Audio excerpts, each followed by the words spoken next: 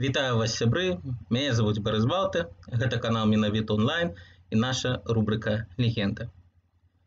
Я вас вітаю і вас віншую з нашым сапраўдным святам. 30 гадоў таму Беларусь стала незалежнай дзяржавай. 30 гадоў таму з'явілася чацвёртая беларуская дзяржава, Рэспубліка Беларусь. Са святам вас, сябры! Гэта сапраўды вялікае нацыянальнае свята. На жаль, яно не адзначаецца так, як яно павінна адзначацца. Зразумела, што сучасны рэжым, сучасная ўлада ненавідзіць незалежнасць і выкарыстоўвае Беларусь як сваё удзельнае княства ў складзе вялікай Расіі. Але, на жаль, і так званая новая апазіцыя не памятае пра гэты дзень. Замест гэтага ідуць чуткі, што ніякай незалежнай Беларусі не існуе і ўвогуле да 20-го года ніякай гісторыі Беларусі не існавала. Але мы ведаем, што Беларусь была.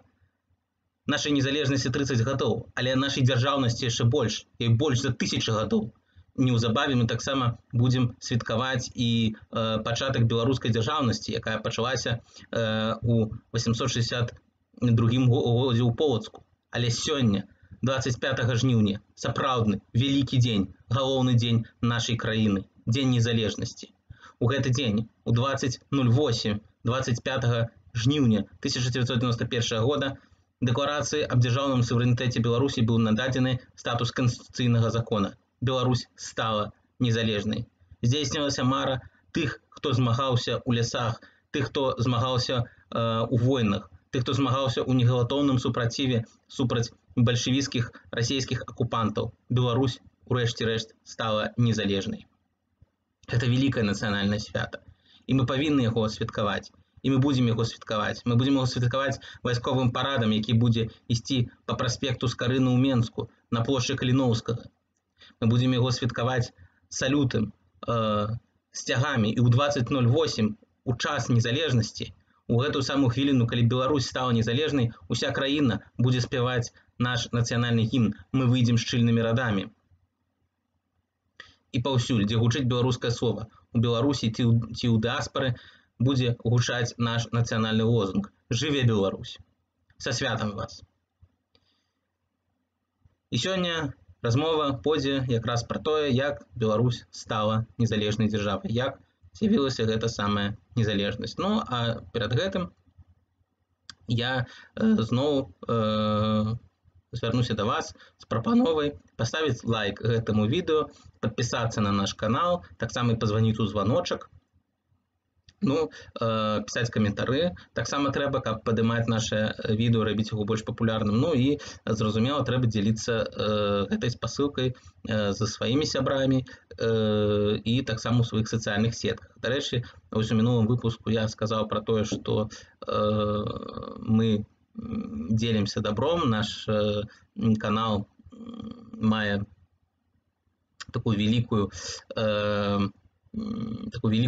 сілу добра, і калі вы падпішыцеся ці зробіце нешта, там пазваніце ў званочак, ці лайкніце наша відэо, у вас таксама будзе добро. Ну, напрыклад, я магу сказаць, што калі вы лайкаце наша відэо, недзе пачынае плакаць нейкі карнік, які вось недаўна гвалтаваў нашых пратэстоўцаў. А калі вы яшчэ не толькі зробіце лайк, але і падпішыцеся на наш канал, у гэтага карніка будзе істэрыка. Ну, а калі вы пазваніце ў званочак, каб першымі ведаць пра нашае відэо, то гэты карнік стане імпатэнтам. І такім чынам вы зможаце ўратаваць нацыянальны генафонд нашай краіны. Ну, я ўжо не кажу пра тое, што стане, калі вы падзеліцеся гэтым відэо ці паставіце яго ў сваіх сацыяльных сетках. Мне нават пра гэта думаць страшна, што адбудзецца, калі вы гэта зробіце.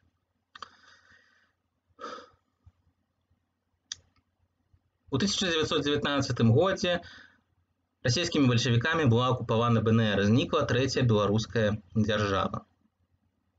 У 21 годзе тэрыторыя Беларусі была падзелена паміж Рэчу Паспалітай і Савецкай Расіяй, нават не Савецкай Беларусі, нават не так званай Савецкай сацыялістычнай Рэспублікі Беларусь. На мірныя перамовы ў Рыгу іх проста нават не запрасілі, беларускіх камуністаў. Таму нават без іх, без гэтых камуністаў, якія ва ўсім падпарадкоўваліся Маскве, нават без іх удзелу Беларусь была падзелена.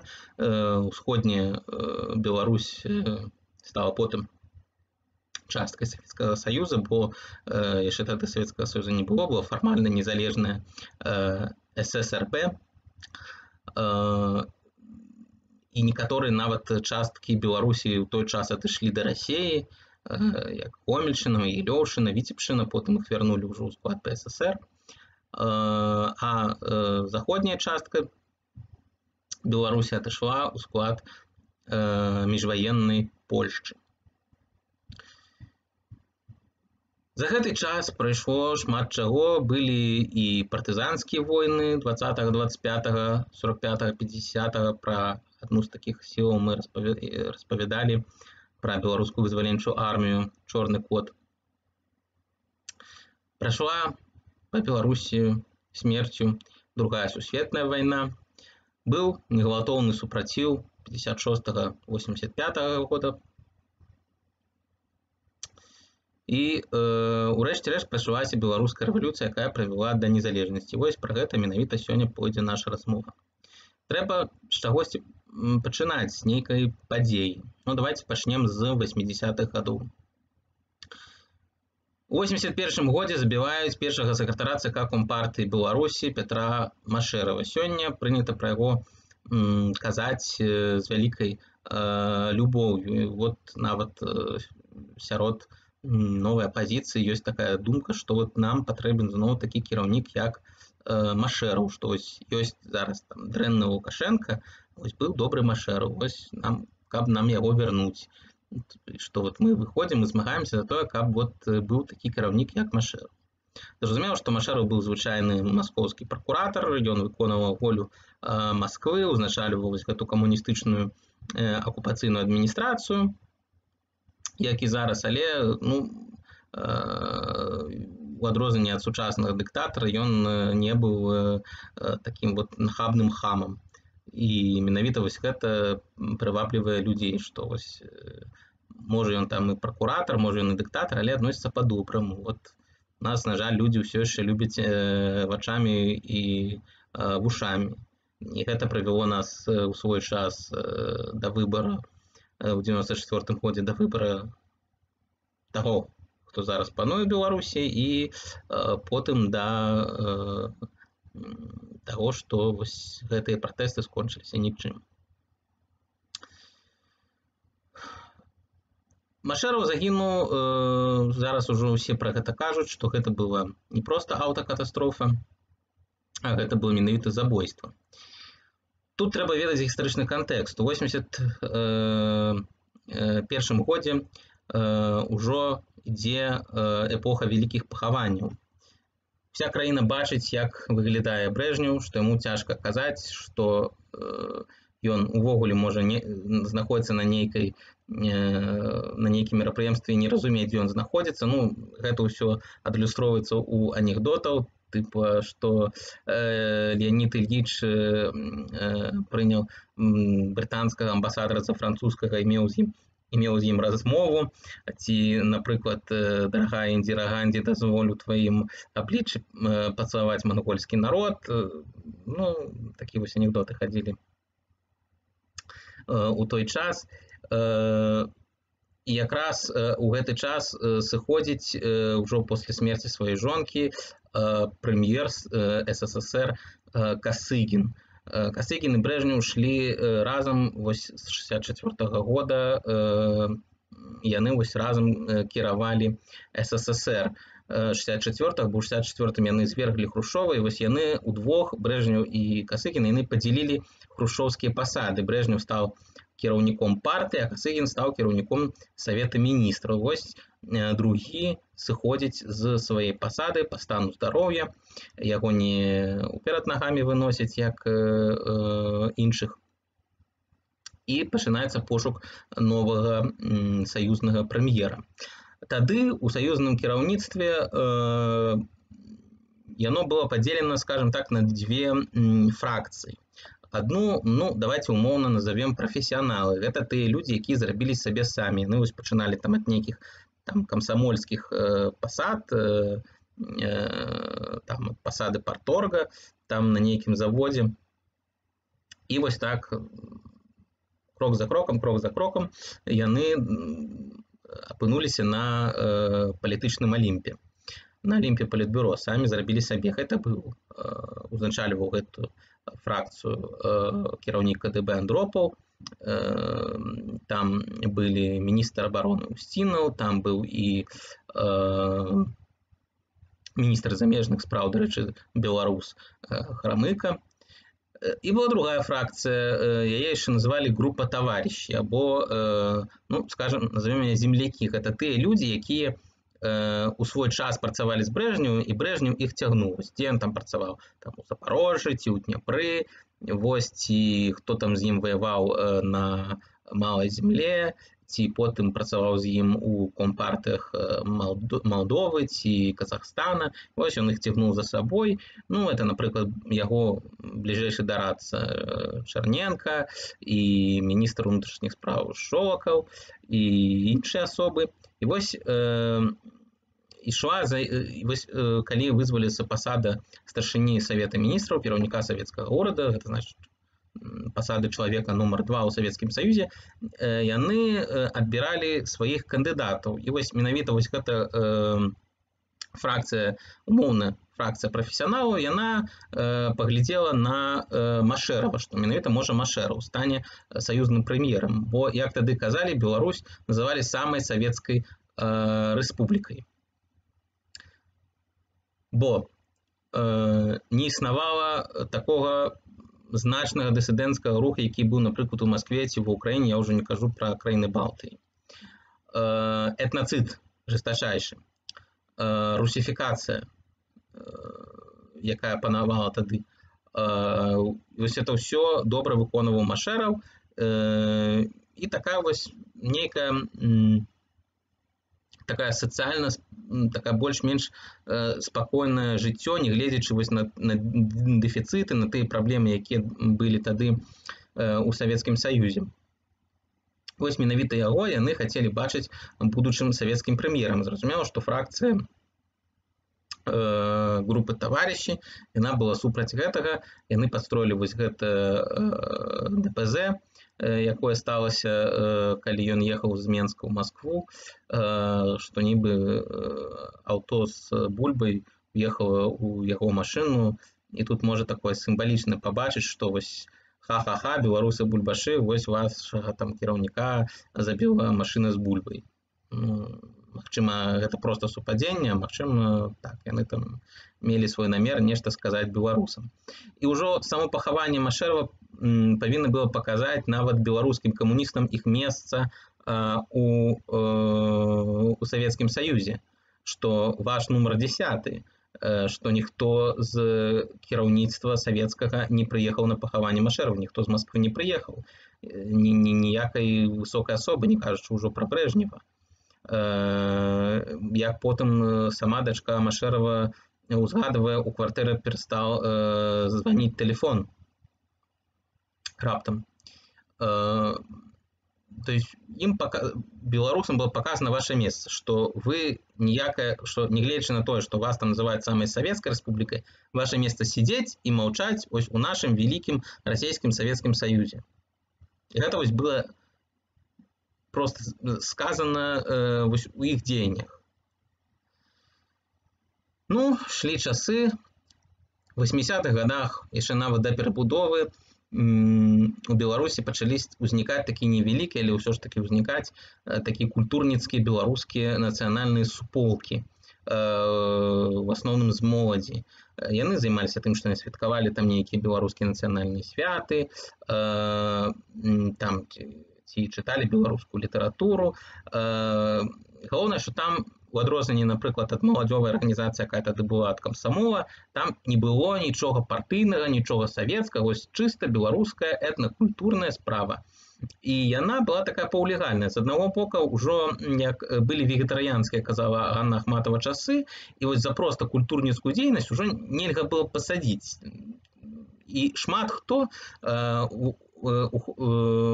як тады казалі, адпраўляўся ў унутраную эміграцыю, займаючыся менавіта вось такой культурніцкай дзейнасцю, бо яна была не забаронена. Ну, не забаронена было там спяваць народныя песні, там, ці чытаць казкі, там, ці рабіць нейкія фальклорныя святы. Вось гэта было не забаронена. Вось туды людзі ў гэтую эміграцыю адыходзілі. Вось ад этого савецкага, партыйнага, там, што на кожным кроце там было напісана там мы за мір, за там рашэнне апошняга з'езда ў жыццё, там всякае такое. І вось людзі туды адыходзілі вось у гэтай культурніцкай суполкі. Вось менавіта вось у гэты час, у 80-х гадах, яны неяк так трошку-патрошку, але пачаліся вот так вот у розных кутках Беларусі арганізоўвацца.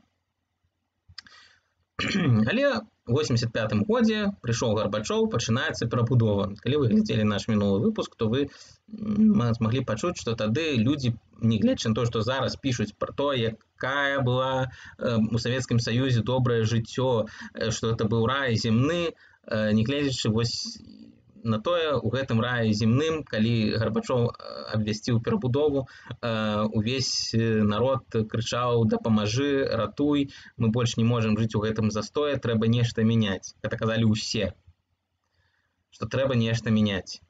І пачалася вось гэта перабудова.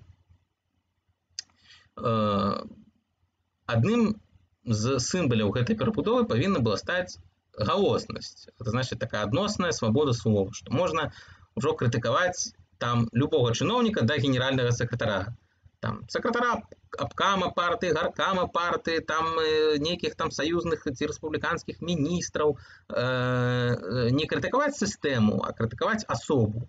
Бо тады зноў абвясцілі, што бюракрат гэта галоўны вораг, значыць бюракратаў можна крытыкаваць. Галоснасць. Это такие основная сила перабудовы. На Захадзе без пераклада описываюць новае савецкае жыццё двумя словамі. Перестройка and гласность. Без перакладу. Весь свет зразумее, што это такое. Перабудова, новае жыццё і гласнасць як яго асноўны элемент. І вось гэты экзамен на галоснасць савецкае гарбачоўскае кіраўніцтва поўнасцю праваліла. 26 красавіка у 3:45 адбываецца выбух на Чарнобыльскай атамнай электрастанцыі, выбух на 3-м рэактары. Канешне, гэтай падзеі трэба прысвячаць асобную тэму, бо гэты выбух не мог не адбыцца. І нас просто Бог збярог тым, што не выбухнула ўся станцыя. Па ідэі, яна павінна ўся ўзляцець на паветра, і тады была бы смерць, ну, як мінімум усяму усходняму свету. Як тады казалі, вецер ішоў на поўнач, але як мы ўжо сёння можам даведацца, вецер шоў на поўнач, так людзі зрабілі, каб вецер шоў на поўнач, бо з Масквы адпраўлялі цэлыя эскадрыльі, каб яны адганялі вецер, адганялі ад блокі ад Масквы, і потым гэтыя лётчыкі, калі яны садзіліся, яны ўсе свяціліся, яны ўсе былі ў радыацыі, і замест того, каб паветра дула ў бок Масквы, яно дула ў бок Магілёва, Гомеля, часткі Берасцейскай, часткі Менскай вобласці, знішчаючы цэлыя сёлы, вёскі або нават сельсаветы цэлыя, якіх ужо няма на карце Беларусі, бо там жыць немагчыма. Саветы не кажуць пра тое, што адбылося ў Чарнобылі. Саветы не кажуць пра маштабы катастрофы, якая адбылася ў Чарнобылі. 1-9 траўня людзей гоняць на звычайныя дэманстрацыі пад радыеактыўны дождж. Калі праўда ўскрылася, гэта быў шок. Гэта быў сапраўдны шок, асабліва ў Беларусі. Гэта катастрофа будзе яшчэ доўгія гады, можа нават стагоддзі, прынасіць Беларусі боль і смерць. Вось пасля гэтага савецкая ўлада вымушана пайти на яшчэ большую свабоду слова, на свабоду культуры, яшчэ большую свабоду культуры. І сапраўды па ўсяму Савецкаму Саюзу пачынаюцца дыскусіі, пачынаюцца стварацца дыскусійныя клубы нават у межах партыі, самі сябры партыі пачынаюць дыскутаваць, звычайны там выбары на партыйных канферэнцыях ужо частка галасуе за, а частка галасуе супраць, пачынаюць узнікаць нейкія нават незалежныя газеты або нават незалежныя тэлеперадачы. І так, по всему Савецкаму Саюзу, асабліва ў цэнтры, гэта робіцца. Выключэнне Беларусь. Кіраўніцтва Кампартыі Беларусі гэта жалезныя савецкія сталінска-брэжнеўскія кансерватары. Яны не ўспрымаюць перабудову. Так, на словах яны кажуць пра тое, які вялікі Міхайл Сергеевич, як мы падтрымліваем вашу палітыку, але ў рэальнасці яны былі катэгарычна супраць перабудовы.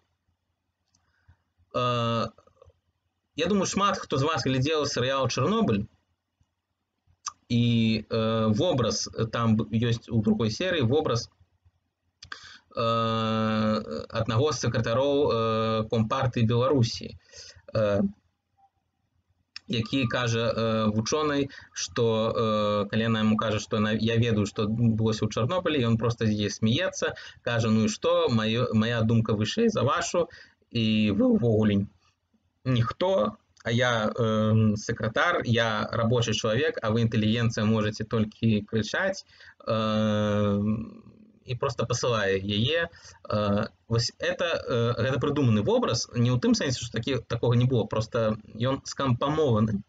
Там скампанавалі розных беларускіх камуністычных чыноўнікаў вось у асобе вось гэтага сакратара, якога паказалі ў кіно. Гэта праўдзівы вобраз. Яны сапраўды ахамелі ад сваёй абсалютнай улады, ад той прапаганды, яны верылі ў тую прапаганду, якую яны самі брыхалі людзям.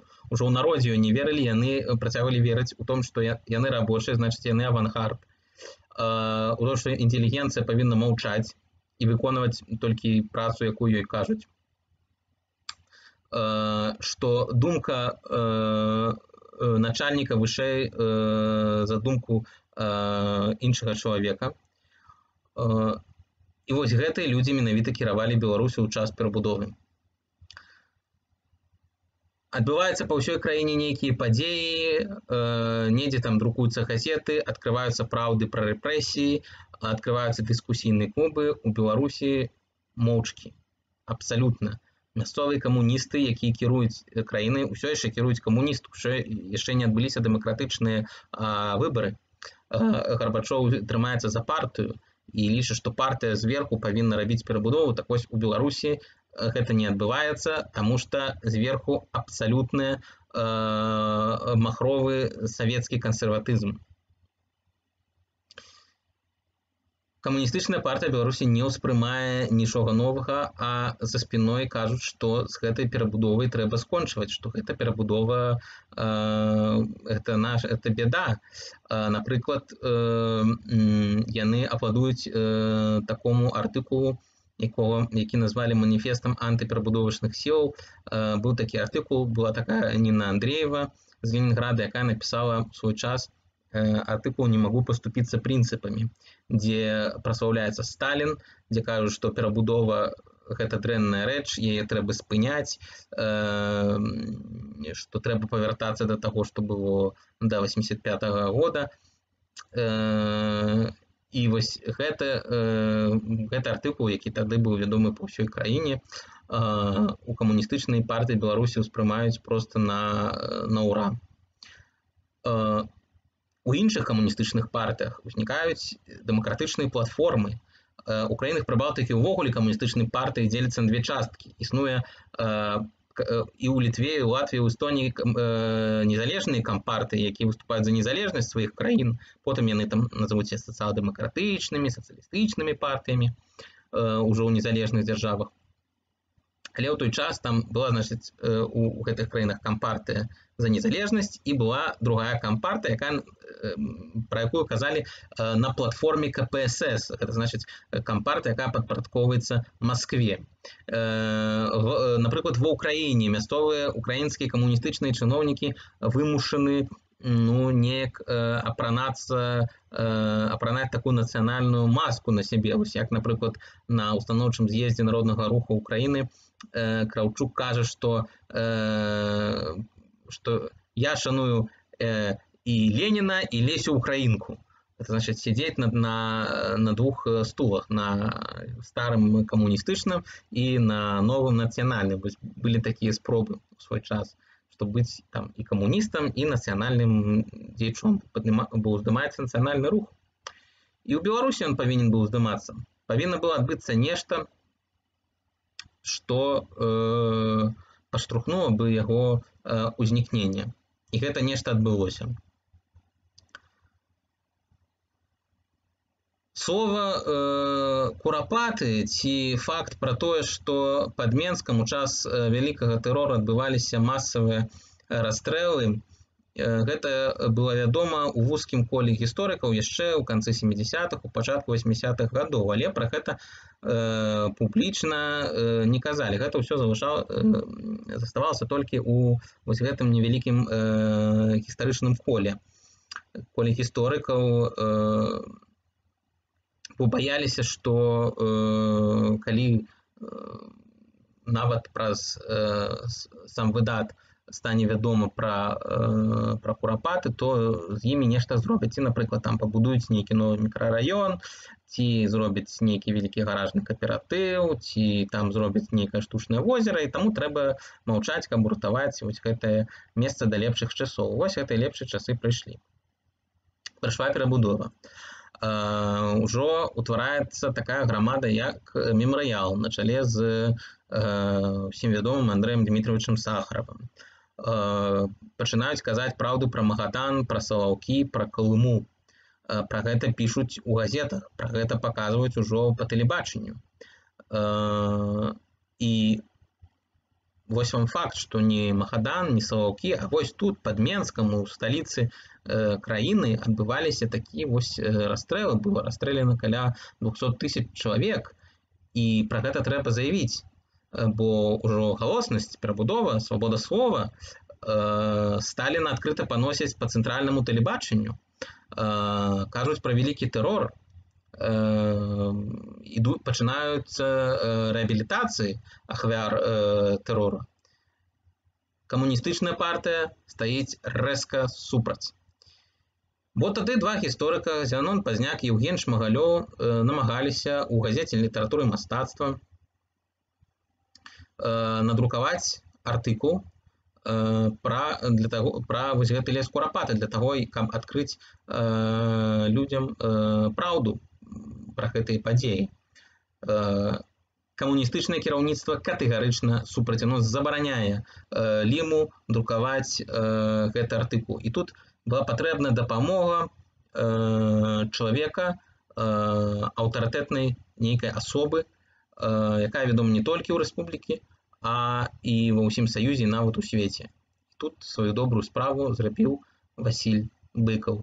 Ён піша ўступ да гэтага артыкула. Васіль Быкаў сваім імям, сваім вялікім аўтарытэтам пісьменніка, франтавіка, чалавека, які пісаў пра вайну, ён прабівае вось гэты мур, камуністычны мур, і артыкул выходзіць.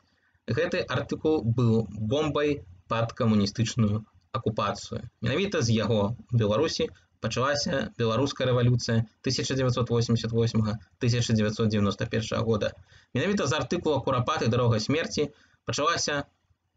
пачаўся шлях да незалежнасці Беларусі. Ужо праз 2 тыдні пасля таго, як быў надрукаваны гэты артыкул, для курапатаў адбываецца дэманстрацыя, першая дэманстрацыя. Яна невялікая, там некалькі сот чалавек, яшчэ не было чырвона-белага сцяга, яшчэ лозунгі за тое, каб адкрыць праўду пра сталінскія рэпрэсіі, каб пакаяліся у рэпрэсіях партыя ці там карныя органы гучаць гэтыя лозунгі яшчэ пішуць як на першатравеньскіх дэманстрацыях белым па чырвонаму. Але ўжо такія дэманстрацыі адбываюцца. Цікава, што зараз у нас наадварот носяць белыя браслеты і пішуць чырвоным па беламу, а тады пісалі беламу па чырвонаму. Змянілась неяк каляровая гамма. 30 кастрычніка адбываюцца знакамітыя дзеды 88-го года. У Курапаты ідзе вялікая дэманстрацыя, якая забаронена мясцовымі камуністамі. Дэманстрацыю узначальвае Зенон Пазняк, міліцыя спрабуе разагнаць яе. На гэтай дэманстрацыі упершыню уздымаецца над усімі чырвона-белы сцяг. Пра гэта пачынаюць пісаць у Маскве, бо ў Маскве сітуацыя з галоснасцю была на некалькі галоў вышэй, чым у Менску. Пра гэта пішуць дэмакратычныя газеты. Ці, напрыклад, такі сцяг перабудовы, як часопіс «Аганёк». Пра гэта паведамляе цэнтральнае тэлебачанне.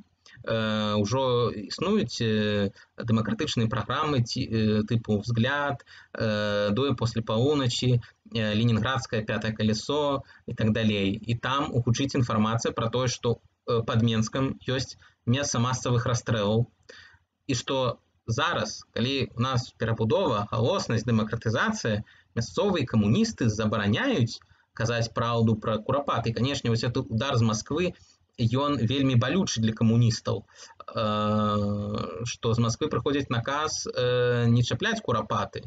І Савет міністраў выдае пастанову пра тое, што ў Курапатах будзе устаноўлены нейкі знак памяці.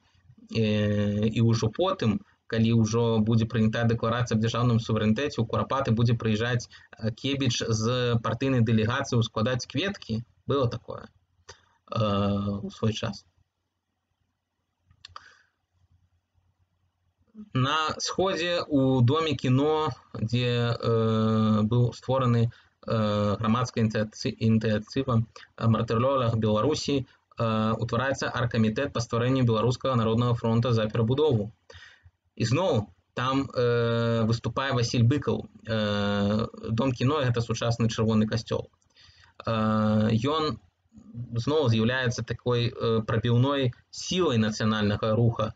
Ён выступае, кажа прама у абліччы камуністаў, бо там на гэтым сходзе прысутнічалі сябры і Менскага гаркама, і ЦК Компартыі Беларусі. Ён ім прама на беларускай мове кажа, бо яны выступалі ўсе выключна па-расейску, што трэба сказаць праўду пра сталінскіх катаў, што беларускае кіраўніцтва не падтрымлівае рух Гарбачова да галоснасці і дэмакратыі, што гэта ганьба, што ва ўсім саюзе адбываецца перабудова, а у Беларусі мы не можам сказаць слова праўды пра мінулае, не кажучы пра сучаснасць. І гэта таксама мела свой вялікі вельмі эфект. Але тым не менш камуністы здавацца не збіраліся. Першы з'езд Беларускага народнага фронта яны забаранілі праводзіць не толькі ў Менску, але і ўвогуле ў любым месцы Беларусі. Таму першы з'езд БНФ адбыўся ў Вільні. Рух тады называўся Беларускі народны фронт за перабудову адраджэння. Назва за перабудову была абавязковая, яна была ва ўсіх народных фронтах, саюзах, у народным русі Украіны. Таксама называўся за перабудову. Гэта вось была тады магчымасць, каб не чапалі вось гэты рух, які быў альтэрнатывай кампартыі, таму трэба было напісаць за перабудову.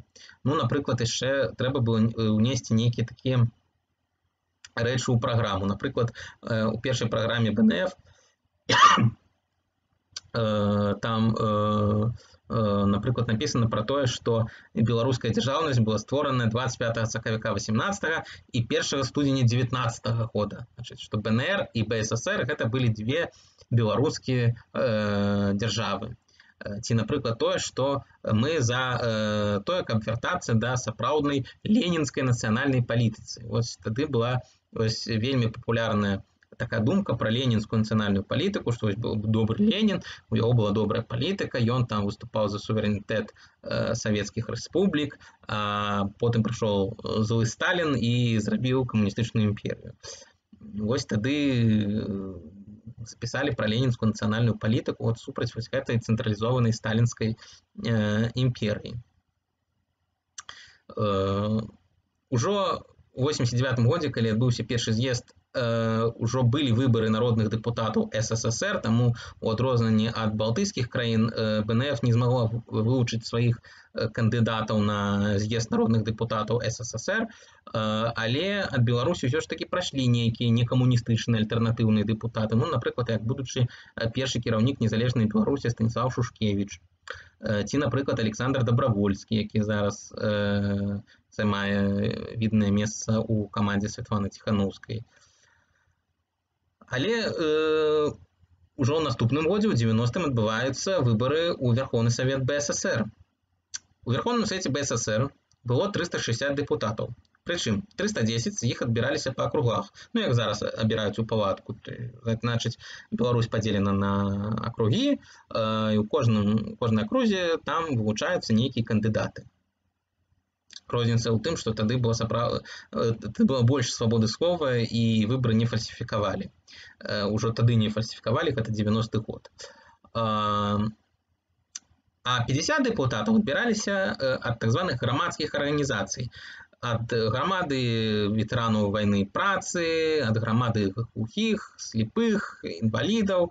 Вось 50 дэпутатаў, і ўсе яны былі прычым камуністы. Гэта была квота на кампартыю, бо кампартыя не магла запісаць сабе ў Канстытуцыі, што мы бярэм на сябе у Верховным Савеце аўтаматычна займаем 50 месцаў.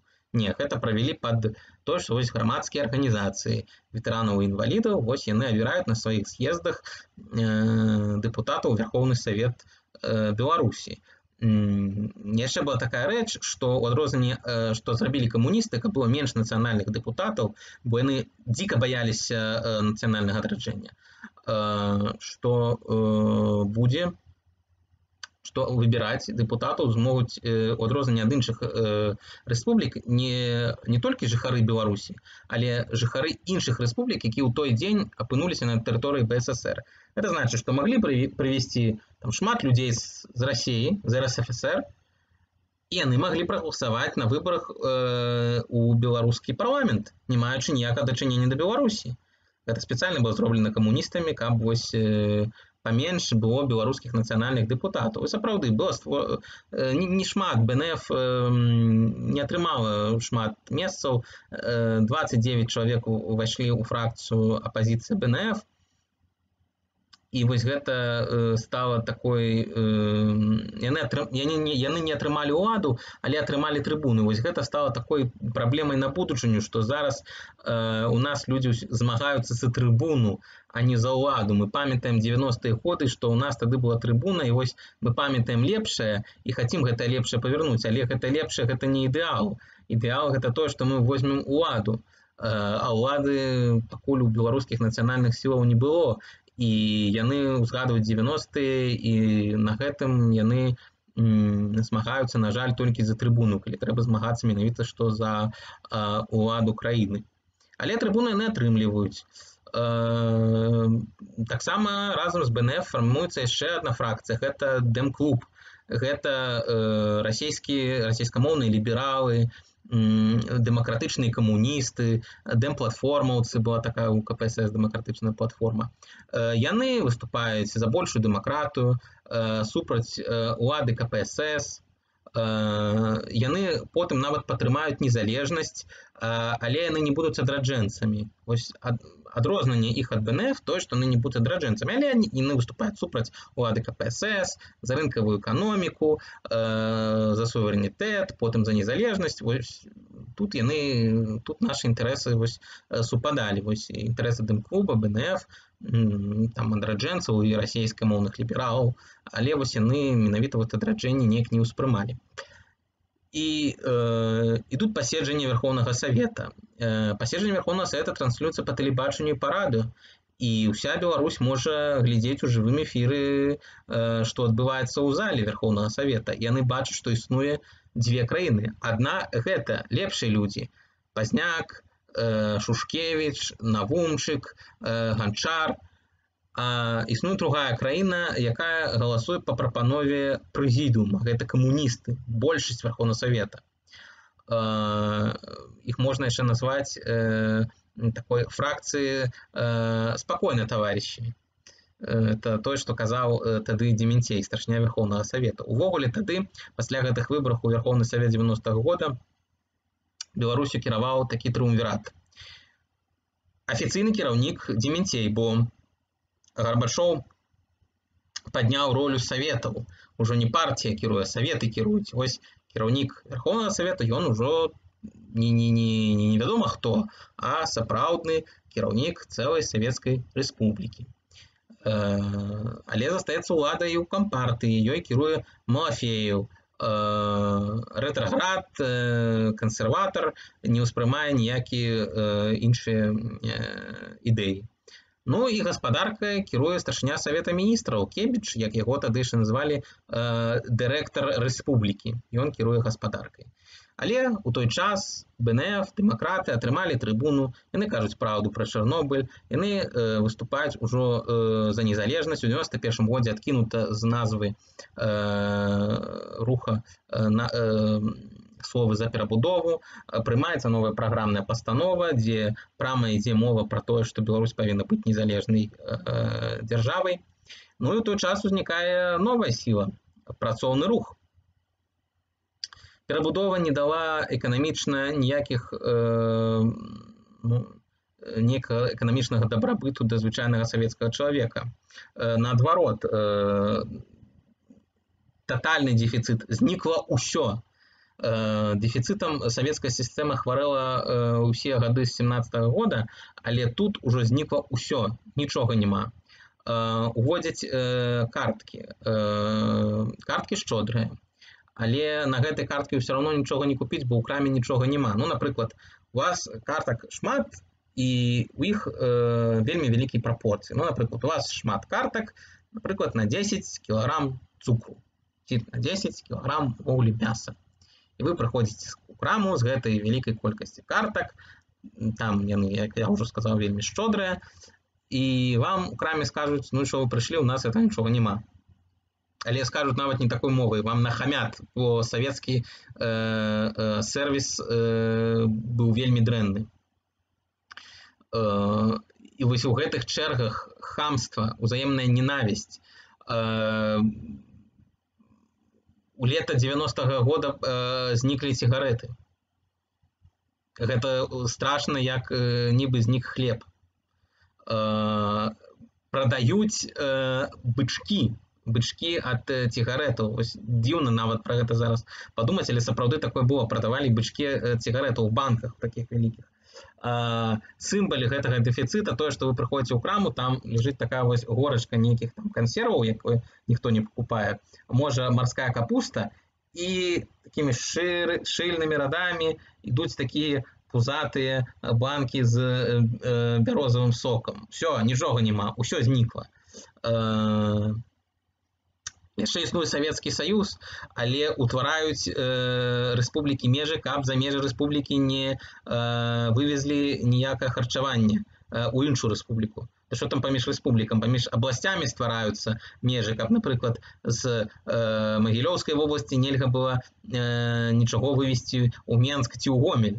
На што там паміж абласцямі, паміж раёнамі ствараюцца межы, каб, напрыклад, вы з Рэчыцы не змаглі вывезці нічога ў Светлагорск ці ў Лэў, ці ў Калінкавічы.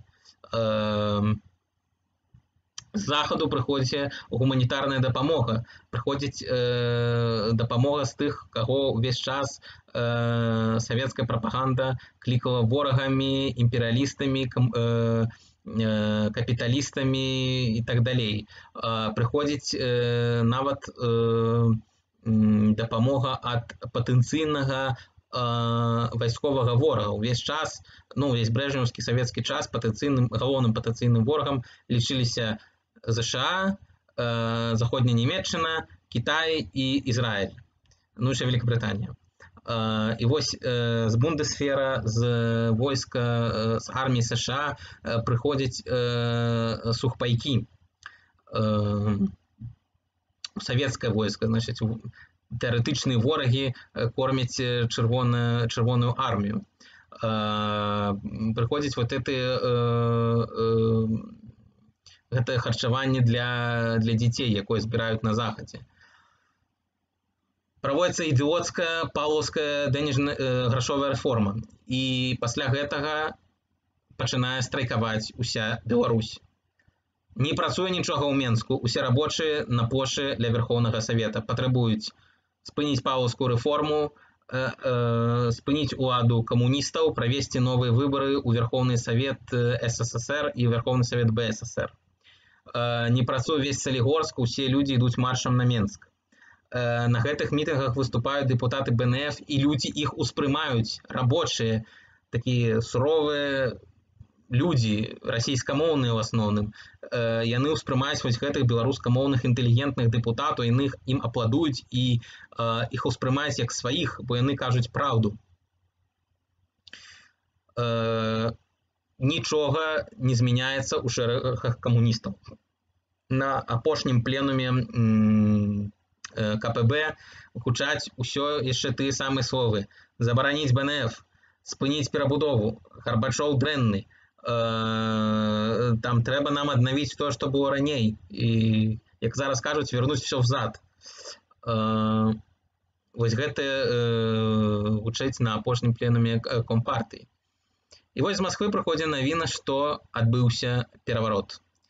На жаль, кіраўніцтва Беларусі было адным з тых рэспубліканскіх кіраўніцтв, якое падтрымала пераварот. Разам з Беларусі яшчэ падтрымала пераварот і кіраўніцтва савецкага Азербайджана. Ужо 19 жніўня да Дементея, які падтрымаў пераварот, прыходзіць група дэпутатаў ад апазіцыі. Яны яму кажуць, што вы робіце.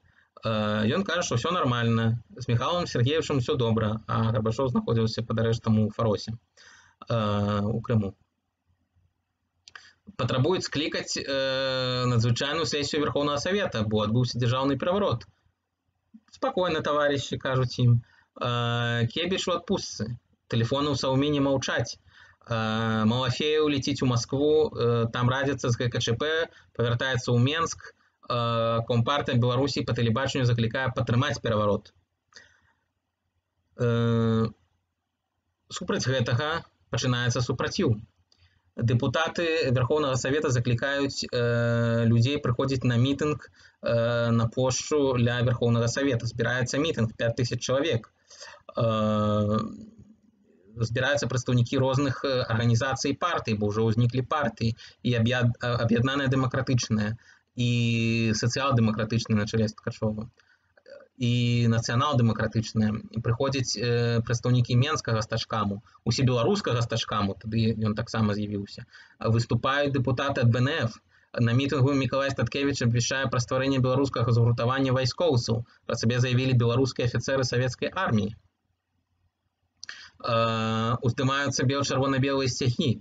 Зрабілі такі вялікі бел-чырвона-белы сцяг з лентачак, які быў ад чырвонага касцёла да Верховнага Савета.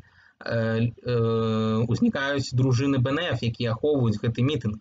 Добраахвотнікі прыносяць гарбату, прыносяць каву,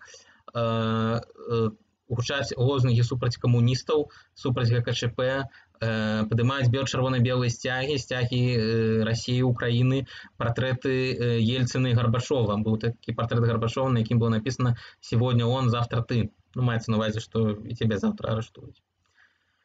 21-га вядома стала пра тое, што ГКЧП здае назад і што яны прайгралі. На мітынгу Пазняк кажа, што ГКЧП, магчыма, будзе прасіць палітычны прытулак у Лівіі. Уся плошча смяецца.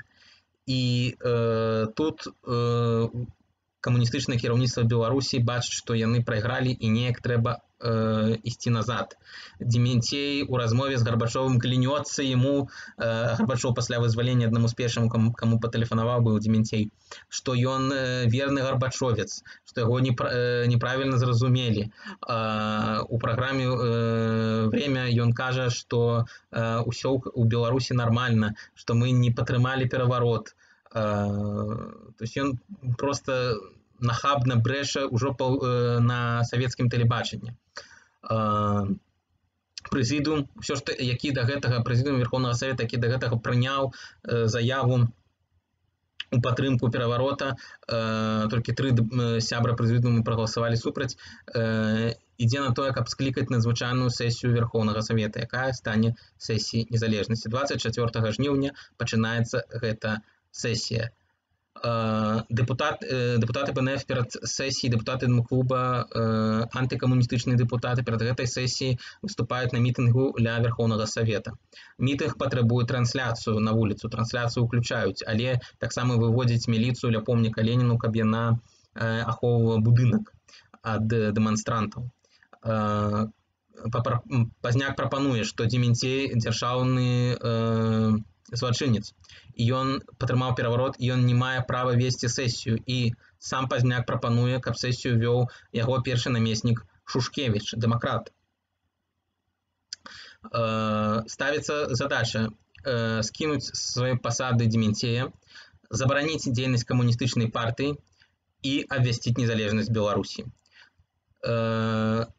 У зал уносіць Галіна Семдзянова уносіць чырвона-белы сцяг. Дементей катэгарычна супраць.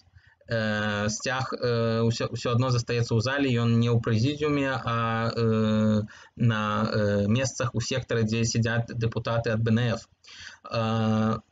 Малафеев, кіраўнік Компартыі Беларусі, падымаецца на трыбуну, ён нават не паспеў адкрыць рот, як дэпутаты незалежнасці пачынаюць крычаць і біць, кажучы, што дзяржаўнаму злачынцу нельга казаць у Верховным Савеце. Да трыбуны падыходзяць Віктар Ганчар і Галіна Семдзянова, якія спрабуюць выкінуць яго з трыбуны. Да іх далучаюцца іншыя дэпутаты. Дарэчы, сярод іх быў дэпутат Лукашенка, які казаў Семдзяновай, што ну не трэба яго трогаць, ну дайце яму выступіць. Але так Лукашенко рэзка звяртаецца да Дементея, што вы ж сказалі Михаілу Сергеевичу, што он ваш друг. Так чаго ж вы яго прэдалі? Сесія прымае рашэнне пра тое, што Дементей больш не з'яўляецца старшынёй Верховнага Савета, але яны ўсё яшчэ трапляюцца за тое, каб захаваць камуністычную партыю і ні ў якім разе не абвясціць незалежнасць. Плошч кажа, што мы самі зайдзем у будынак Верховнага Савета. На сесіі выступаюць прадстаўнікі незалежных прафсаюзаў. Яны кажуць па-расейску, але скончваюць выступ словамі «Жыве Беларусь». Дэпутаты бачаць, як яны, калі выходзяць з Верховнага Савета, яны вымушаны ісці па такому калідору ганьбы. Ім крычаць «хунта», ім крычаць «будьце вы прокляты» і наадварот апладуюць, кажуць дзякуй дэпутатам антыкамуністам ад БНФ і ад Дэмклуба. З вакенца фракцый, дзе пакоідзе засядала апазіцыя БНФ, вывешваюць чырвона-белы сцяг. Вуліца падтрымлівае гэта тым, што яна крычыць «Жыве Беларусь», апладуе. І Пазняк выступае на сесіі і кажа камуністам, што калі ён ідзе на такую хітрую рэч, ён кажа, што калі вы не прагаласуеце за незалежнасць, то уладу ва ўсім саюзе возьме такія людзі, як Ельцын, радыкальныя антикамуністы, і тады вам жа будзе горш. І самі камуністы, большасць у камуністычным Верховным Савеце напуджаны, яны баяліся Ельцына дзіка. Яны спачатку галасуюць за тое, каб забараніць дзейнасць, прыпыніць дзейнасць Кампартыі Беларусі. Ад плошчы ля Верховнага Савета ідзе марш маладых людзей, такіх прыкалістаў да будынка Компартыі Беларусі на ЦК Компартыі на Карла Маркса 38. Яны нясуць гроб, на якім напісана, што ў гэтым гробе ляжыць слава КПСС. Прычым СС напісана рунамі ЗІК, сімвалам эсэсаўцаў. І робіць такое пахаванне КПСС вось ля будынка ЦК Компартыі. Будынак бярэцца пад ахову, баяцца, што камуністы пачнуць спальваць паперы. Дружына БНФ, міліцыя ахоўвае будынак ад магчымых правакацыяў. Некаторыя міністэрства з саюзнага перадпачыняюць рэспубліканскім органам улады. Напрыклад, як Міністэрства ўнутрашніх спраў, Міністэрства ўнутрашніх спраў Беларусі больш не падпарадкуецца Маскве, но пачынае падпарадкавацца Менску. Таксама і КДБ спробуюць зрабіць таксама такое і з войскам, якое на тэрыторыі Беларусі. І ўрэшце рэшт, у 20:08 дэпутаты галасуюць за незалежнасць Беларусі. З плошчы Вячеслав Сіўчык і Віктор Івашкевіч бегуць у будынак Верховнага Савета з чырвона-белым сцягам. Ёсць кадры, дзе пасля гэтага Віктор Івашкевіч кажа міліцыянту: вось мы за гэта змагаліся, і каб незалежнасць аднавіць, і кампартыю забараніць. Вось гэта вось наша асноўная, як была, так засталася мэта. Вольнасць, незалежнасць. Вольнасць, тады гэта было забараніць кампартыю, зараз гэта забараніць гэты рэжым. Незалежнасць, тады абвясціць незалежнасць, зараз яе захаваць. І вось гэтыя нашыя мэты, як тады, так і зараз засталіся тыя ж самыя. Вольнасць і незалежнасць. Не толькі вольнасць, як, напрыклад, кажа новая апазіцыя, але і незалежнасць таксама. Бо без незалежнасці няма ні вольнасці, ні свабоды, ні правоў. Калі скончылася паседжанне, увечары з яго ідуць радасныя дэпутаты, іх вітае вуліца, вітае плошча, яны спяваюць купалаўскае «Аўбары ў бары», прапануюць зрабіць гэту песню маршам будучай нацыянальнай гвардыі. Ну, на жаль, такая гвардыя так і не была створана ў Беларусі.